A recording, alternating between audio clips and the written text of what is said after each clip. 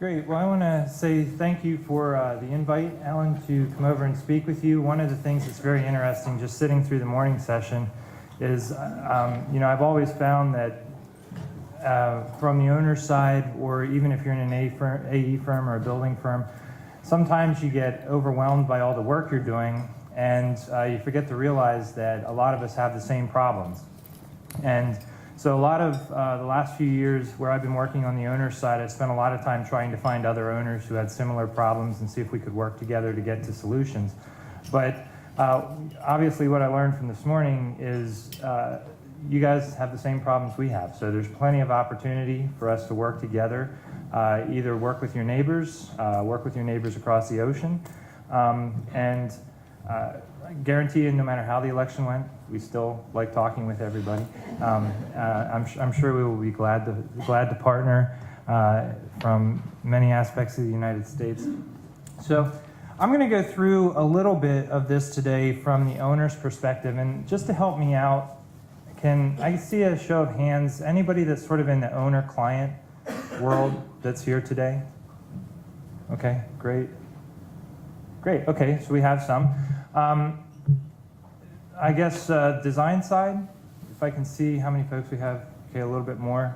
And then if you're on the builder, the construction, contractor side. Okay, great. What I'm gonna do is I'm gonna give you a little bit of background throughout this as to what I've done in my career, and I'm only gonna do that to give you some perspective on some of the things I'm gonna say. I'm going to give you a lot of my opinion from the owner's side as to things that have gone well and not gone so well, and how we have found partnering to work to make this move forward. So I just want you to take that in context. Hopefully some of what I say from an owner's perspective is relevant to those of you that are owners here. And then for the folks that aren't on the owner-client side, hopefully what I'm telling you is relevant to the group of folks that you work with here in Dublin and then the broader EU. And I know from reading some of the bios on some of the companies, it looks like some of you also are doing work back in the United States.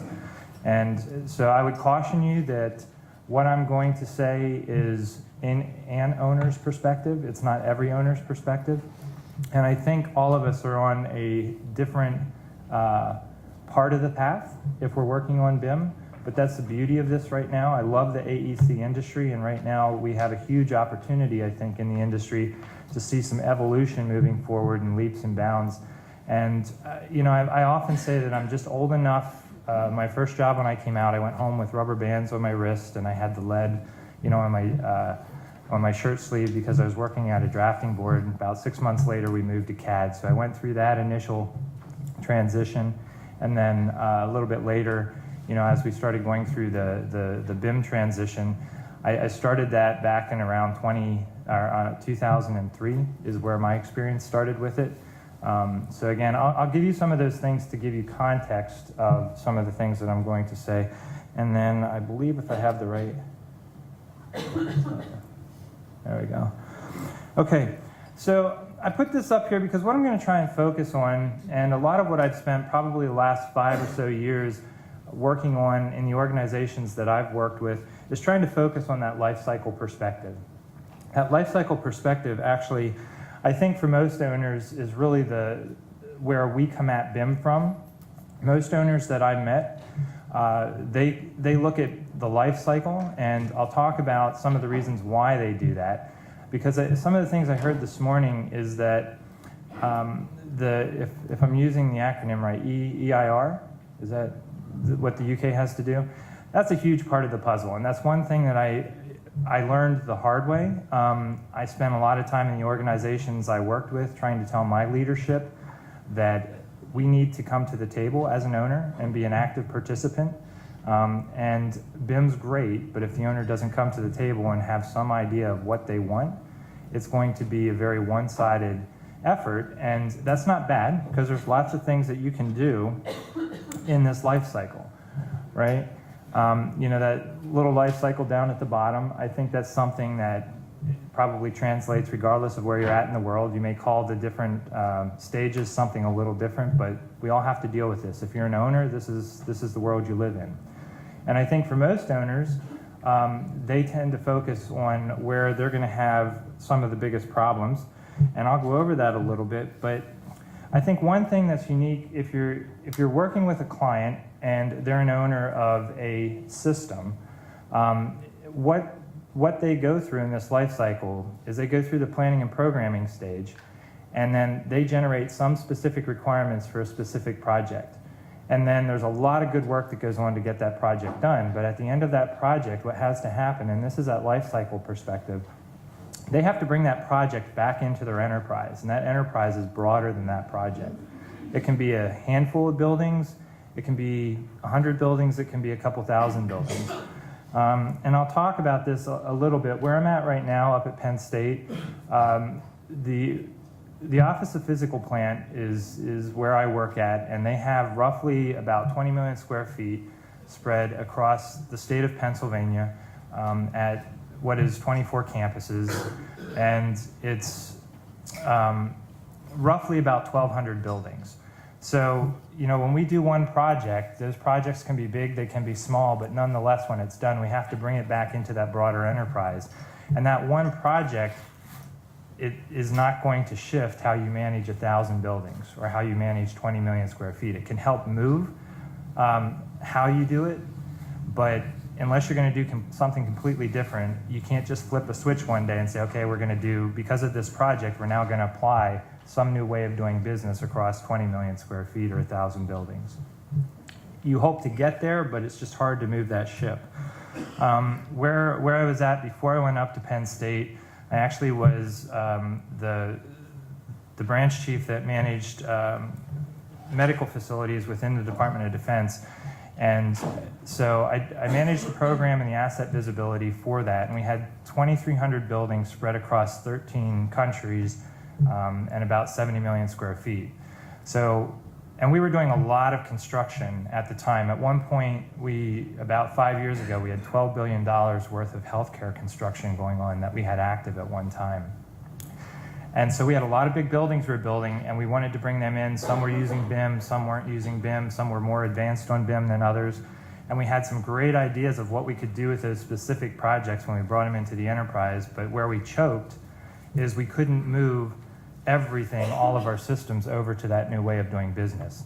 So I think as you deal with your clients, that's probably one of the biggest challenges, because many times you as a designer and a builder are going to bring the most advanced technology to the table, and you may have something that you can offer them that would be really good to do in the operational stage following that building completion or that construction project. But the challenge that you're going to have from that owner, if they're a large owner, is trying to figure out, okay, that's a great idea, but how do I merge that into my enterprise solution? And I think there's huge opportunities there. I think the only way to achieve that is through collaboration. And if you have an idea like that, I would encourage you not to get discouraged if the owner doesn't take the idea.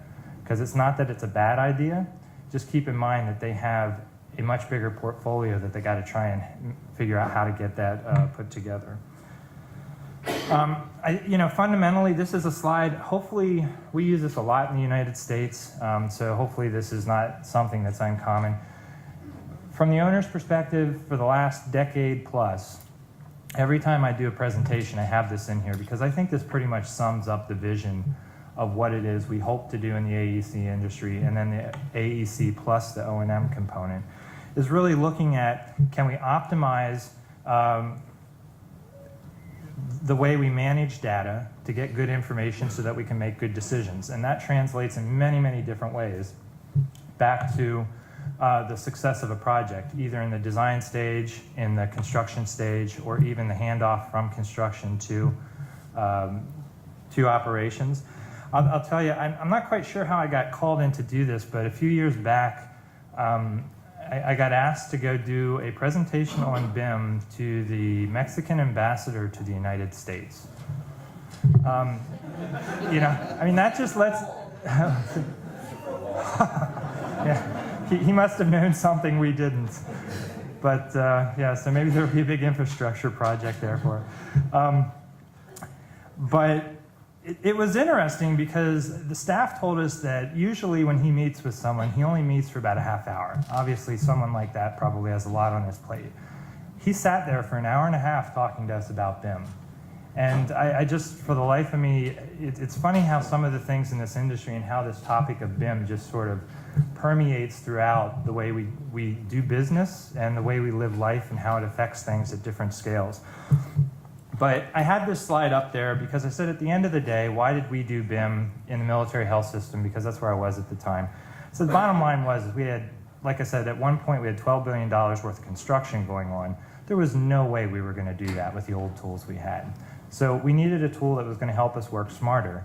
But more importantly, what we really wanted to do is like that, where that work curve is, the blue curve, the effort, we wanted to move that to the left. Because the theory was that if we could move the data and good data earlier on in the process, we could generate good information that would allow leaders or decision makers to make decisions that were meaningful, and hopefully they didn't change them too much for that project. That's a win-win for everybody involved, right? So my elevator speech is good data gives you good information, and good information gives you good decisions. And the reason I brought up the ambassador is because when I said that, he leaned over and smacked someone next to him. He said, see, that's why I make bad decisions. You got bad data, you're giving me bad information, so therefore I make a bad decision. So, you know, this is really taking a look at, and this is relative to healthcare. Some of these time frames may change depending on the type of building that you have. But, you know, if we were building a hospital, this is sort of graphically showing the amount of time relative to the different phases. Planning and design and construction are hugely important. We can't get anything done without doing that, but, you know, if you're looking at the life cycle, the big area where you spend most of your time and spend most of your money is in that operational area. You know, we have a target that we would like to try and replace our healthcare facilities about every 35 years or so. Now I will tell you, in the inventory I had of 2,300 buildings, I had buildings that were over 100 years old, right? So there's the theory of what you're trying to do, and then there's the reality of life of what we have to live with. And so even if it's 30 years, if you're lucky enough to have that kind of funding, there's still a huge effort that's going to happen in the operational side. One of the other things that we talked about, at least when I would get together with other owners, is Big BIM or Little BIM. I don't know if you guys have ever used that term over here. You know, as I have up there, Little BIM for us is really where we were at when we started down the BIM road. You know, over a decade ago on a lot of our projects, we had a lot of good modeling, but it didn't really have any information that was useful. So we latched onto that. We said, okay, we want to do Big BIM. And so we started putting all kinds of data in the model. And we realized that, and this is where I think that EIR comes into play, is that just because you have a data light model doesn't mean you don't have good information, right? Because there's information that's valuable in the visual component. But if you want data-rich models, and you don't define what you need relative to the data, it doesn't matter. You can put a whole lot of data in that model and it's completely useless. And I'll tell you, just to give you some perspective of the evolution we went through over a decade ago when we started, really where we were at as an owner was we knew this BIM thing looked like it was going to do something. Intuitively, we knew it had to help us, but we didn't really understand it. We didn't know what we could get out of it. So our contract language over a decade ago, it started out with 2 lines. You will do BIM on the project and tell us how you're going to make the project better by using BIM. You know, we didn't know, so we figured, okay, we're going to hire the designers and the builders, and they can tell us because they seem to have some idea what to do with it. Now that evolved over time, but this gets to the point of we realized we needed to have information in the model, and then we realized we need to be a bigger player, a more active participant in that team, and define the data that we actually need as an owner. And so one of the things that I've always latched onto, and if you talk to anybody that's worked on BIM with me over the last 5 years plus, I harp and harp and harp when I'm talking to my leadership, to my organization, and to other owners, that you need to start with the objectives. take the tools, set the tools aside, and I think this is really what your EIR is forcing you to do. A lot of these BIM execution plans, the EIRs you guys have, they're forcing functions. They're forcing functions to get people to talk that historically don't talk very well, right? I mean, we have been a very fragmented industry. It's not that we don't like each other, it's just we like our lane and we like to do it and move on. So these are tools, at least in the United States from what we've seen, that help you focus on being a collaborative entity.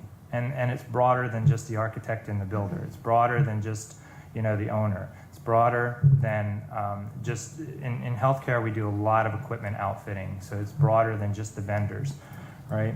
So I always focus on saying that we need to look at the objectives. And one of the things that we've realized over the years, I mean, we knew intuitively from the start that visualization is a huge component. So this is why I say if you have a what we would refer to as little BIM, you don't have a lot of data in it. That doesn't mean that you don't have a lot of information. But what information are you trying to get across? Who's your audience? And how are you trying to get that information across? If you look at it, renderings are things that we've been doing forever. They're valuable tools in the right place. And then as we started to move into visualization and we want to immerse the folks into the model, these up at the top are 3 different solutions that we use at Penn State. We have a what we call a cave or a synthetic lab. It's a very, very immersive lab. It's very expensive to build. We built it probably 7 years ago because we thought that was the right path to go down. It was part of a research grant at the university. And it has its place and it has its value. You feel very immersed in that. But then, for those of you who might be familiar with the name of Dr. John Messner, he's our lead for building information modeling in the architectural engineering department. And he had built what we refer to as the immersive lab, and you can sort of see that that's a little bit different. It's not as high tech. It has 3 sides, but it's still a very immersive experience, and we get a lot of value out of that. But you have to understand what you want to use the visualization to achieve. Because with the onset of the Oculus goggles, and there was some talk this morning about gaming engines, it is much, much easier to get models quickly into an updated gaming engine, and then you can put the Oculus goggles on and walk folks through it. And so we have a lot of, the expectation now on a lot of our projects is that we're going to put Oculus goggles on folks and move them through. Okay, that's fine. We do that and there's value in it. But you're not going to get a meeting of 20 people, put everybody in Oculus goggles and try and have a conversation for 2 hours. That obviously isn't going to work. So we have to, part of what we're doing in updating our BIM requirements at Penn State is trying to help define what visualization we want, what the expectation is, and when we want to use it. Because that's one of those examples of where we don't have it in our contract requirements. So the designer and the builder are coming to the table knowing that we probably want to do visualization, but we figure out what exactly we want post-contract, which means somebody's going to eat the money somewhere. If the designer and the builder are doing it to be nice to us as an owner because they want more work, that's fine, but it's expense that they didn't expect. If they don't want to do it and we really want it, then we have to pay for it, and it's expense we didn't want. That's, those types of situations are not where you build good team relationships. So we're working through some of that. Now, we do believe that intrinsically there's a huge amount of opportunity for augmented reality, but I think that has a little ways to go. I don't how many people in here have actually seen the HoloLens Microsoft and had it on your head? Okay, not a lot. It's really cool, but again, it's not something you're going to be in for hours on end, or you're going to be walking around like this because the thing's not light. And to try and take some of the weight down, they narrowed the perspective on it, so there's a very narrow perspective. It's cool, but I think it's one of those things that technology, we see intrinsic value there, but the question is how do we apply it in a way that's valuable. I'll use the term sometimes throughout here, ROI. I think from an owner's perspective, at least when I'm trying to sell things to the leadership, it always comes down to return on investment. And whether you like talking about money or not, if you don't like talking about money and find it a bad subject, just look at money as a metric. It's a metric that you use on the project, and almost every leader I've ever talked to, at the end of the day, they're trying to figure out how to balance those dollars. And so that's a metric they use. If you're from the South in the United States, instead of saying ROI, and this seems to go over a lot better in a meeting, is we use the term, is the juice worth the squeeze? So that's, a lot of this stuff from an owner's perspective is, yes, it can be done technically, but is the juice worth the squeeze at the end of the day? And can we sustain it over that 30, 40, 50 year, 100-year lifespan? That's where the real challenge is. And I put this up here. If you look at, this is really looking at the value perceived or the desire for what you want over time. Some of it is, for instance, the blue line. As the project advances and we move into operations, it really becomes more and more about the data. If you look at the orange line, that's really how we use the visualization today. Now, the dashed orange is what we hope. We believe there's more value, and some folks had talked about it. There were some good ideas this morning that I saw about how we can use that visual information in the O&M side of the house. But again, I go back to, is the juice worth the squeeze, and can we maintain it? Because one thing that I've found from the owner's perspective is, as soon as we get that ribbon cutting done, you know what we start doing? Going in and changing things. For those of you that, some of you presented research labs, and some healthcare facilities. Again, the vast majority of my experience is in the realm of healthcare facilities and medical research labs. We start planning the projects we're going to do to go in and rip things out and replace it before we even get to the ribbon cutting most times. So the reason I mention that is we might have a good model to visually use the information, but how do we update it with all those little projects that come afterwards? And so we're trying to work through some of that. Now, the augmented reality, again, this is conceptual, but I believe there's some benefit to the augmented reality early on in the planning process. I think the presentation you saw this morning of that vision of holding your phone up, or whether you have goggles, whatever the case is, to look at the utilities so that you don't have any accidents. If you've been in the industry any length of time, we probably all have stories about where we almost or did have a massive accident because we hit some sort of utility we shouldn't have. And that would be nice to avoid it. Augmented reality during the design and construction phase, because the building doesn't exist yet, probably doesn't have a lot of value at the design phase. During construction, you start to see some improvement in that augmented reality, because as things get built, then you can start overlaying what's intended. So it starts getting some more value. Once we get into the building, being able to give the facility manager, the folks that are working on that building, the ability to somehow look behind the walls without tearing things apart would be huge. But, again, we know technically there are ways to do it, but is the juice worth the squeeze? And I hope that the dashed orange line and the dashed gray line are really where we move in the future, because I see that's where we're moving, and that's where the value is going to be in those tools, but we have some time to go there. One thing that I call this the operational gap, because I showed you earlier sort of that life cycle, and when we put the life cycle up on a picture, it always looks very nice and smooth, right? You do step one, it smoothly goes into the next step, and there's no problems.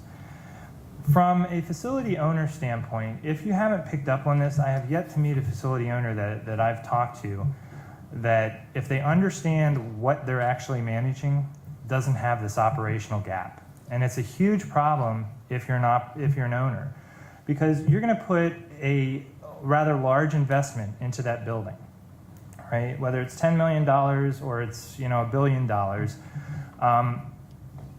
that's a huge investment. If you don't maintain that building from the start, once it becomes yours to maintain, there's a lot of things that can go wrong. And you may, obviously, you're not just going to let it run on its own. You're going to try and do what you can do. But if you're a facility manager responsible for this new facility and you don't know everything that's there, it's sort of, you wander around the building, you think you know how many air handlers you have, or VAV boxes or pumps, and you walk in a mechanical room, and inevitably there's something there that nobody ever told you about. And if you're not paying attention, you know, when you figure out that you have that additional piece of equipment, it's when it breaks, right? And at that point, what have you done? You've run that brand new piece of equipment to failure. And that has ripple effects, right? Because we're trying to spend as little money as we can on operations. And, you know, it's a never-ending battle. In the job I was in before, where I had 2,300 buildings, my annual O&M, my sustainment, restoration, modernization budget that I was managing was $900 million a year. I still had a $4 billion backlog of things that I needed to get done. There is just never enough O&M money. Now, you know, some of these tools, the hope from the owner's perspective is that some of these tools will help us optimize how we're going to expend those dollars so that we can get more bang for our buck. But I think the reality, and again, I've never met an owner who operates a facility who has enough money to do everything that they know needs to be fixed. So it's a problem if you start off from the beginning and you're not maintaining those facilities, and you basically run some of that equipment into the ground for no reason other than you didn't know what you had and what you needed to do to maintain it. Now, getting the data in the systems, and this is what I was talking about earlier, you know, having to move the ship if you're a bigger owner is a little bit difficult. This is an example from up at Penn State. I think we've done a lot of good things up at Penn State in trying to integrate information across the life cycle. But, you know, there are multiple tools that we use, and most owners have multiple databases that they're putting information in. Sometimes, if we're really good at it, we don't duplicate that information, or if we do duplicate it, we have a computer-to-computer conversation rather than somebody manually typing in each system and trying to keep it up to date, because that's, you know, that's a lost cause right there. You'll never have everything synchronized that way. But what we do at Penn State is when we get the BIM model, we have certain things that we have to do in order to get that information into our system to narrow that gap down. And that operational gap that I was talking about, at Penn State, it's anywhere from 9 months to 18 months until we get everything fully loaded that we need to be where we want to be to maintain the facility. When I was working in the healthcare side, you know, if it was a small clinic, it was about 12 months, anywhere from 6 to 12 months. If it was a hospital, a large hospital, it could be as much as 18 to 24 months until we had everything loaded in and had it captured to the extent that we felt comfortable we knew what we had. So this is just an example again of what we do up at Penn State. We take the information out of the model. When I say manual, we don't have an automated import process. We manually pull the data, do an export out of the BIM model into a certain format. We give it to the next person that, actually in our case, in our CAFM solution, we give that to them, and they import it. So when I say manual, it's not somebody literally typing everything in, though there are some cases where we end up having to do that. We happen to use Maximo as our CMS and CAFM. The way we have our system set up is we can't load anything in our Maximo system until the CAFM folks, which are two different divisions in our organization, load their space information, right? So you have a piece of equipment. Until there's a space in Maximo, there's nowhere to put the equipment. So we have that internal process flow. And I think that's a key part in a lot of this is, you know, again, take BIM, set BIM aside, the technology. A lot of this boils down to process, and that's really why the owner, and I encourage owners to get involved early and be active participants, because it's not that your architects and designers do not have the skills, the knowledge, and the ability to do these sorts of things. The question is really about who's in the position of authority to actually implement it, right? And that's the owner. So if the owner's not actively participating, it doesn't matter whether or not the architect and the builder have this great idea for how you can get your information automatically loaded in your system. So again, and I say this a million times only because I'm trying to drive the point home, if the owner doesn't participate, you have limited ability to achieve a lot of the things that are actually viable today. We use GIS very, very heavily, and as you see on here, we actually have some automatic feeds between our Maximo and our GIS that we use. Okay, I figured I'd do a little Irish jig when I get to 30 minutes, just since I'm here. So I'm going to wrap this up pretty quick, because I think I have about another 5 minutes. Is that right? Okay. So we do have some automation, but the point of this is if you're dealing with owners, there's very few owners that are ever going to have one single system. And I think the point that was made earlier right before lunch is that's that mythical pig, right? There is no system that does everything for everybody. Now on the flip side of this, when you're an owner, there's having information, but then there's trying to figure out what to do with it. 3 years ago was actually when I took the job when I was the chief of facilities operations. My boss said he wanted to know where everything was at, and we had no idea. We had some idea, but it was not a question I liked getting asked, because every time we looked around the corner, we found another building, we found more square footage. So we ended up putting some tools in place to link our systems together so that we can answer these questions. But these are the sorts of things, when you get past getting it in the system, what do the owners want to do? They want to take that data and do something intelligent with it so that they can better manage the facilities.